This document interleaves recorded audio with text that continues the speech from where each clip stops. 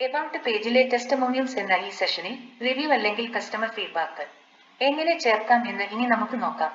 അതിനായി admin dashboard സന്ദർശിക്കുക.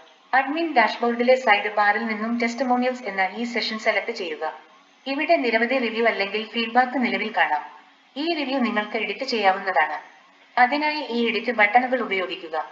Edit button click ചെയ്താൽ ഫീഡ്ബാക്ക് ഡീറ്റെയിൽസ് കാണാം. ഈ ഡീറ്റെയിൽസുകൾ നിങ്ങൾക്ക് എഡിറ്റ് ചെയ്യാവുന്നതാണ്. അതിനായി ഇവിടെ ഫീഡ്ബാക്ക് തന്ന കസ്റ്റമറിന്റെ പേര് നൽകുക. ഫീഡ്ബാക്ക് തന്നവരുടെ പൊസിഷൻ അല്ലെങ്കിൽ ടൈറ്റിൽ അല്ലെങ്കിൽ സ്ഥലപ്പേര് അല്ലെങ്കിൽ അവരുടെ അഡ്രസ്സ് ഇവിടെ നൽകാവുന്നതാണ്. നല്ല ഫീഡ്ബാക്കുകൾ നിങ്ങൾക്ക് ഇവിടെ ചേർക്കാവുന്നതാണ്. ഫീഡ്ബാക്കിന്റെ റൈറ്റിംഗ് നിങ്ങൾക്ക് ഇവിടെ തിരഞ്ഞെടുക്കാവുന്നതാണ്. ഈ ഫീഡ്ബാക്ക് എത്രാമതായി കാണിക്കേണ്ടതാണ് എന്ന ക്രമനമ്പർ ഇവിടെ നൽകാവുന്നതാണ്. അവസാനം സേവ് ബട്ടൺ ക്ലിക്ക് ചെയ്യുക.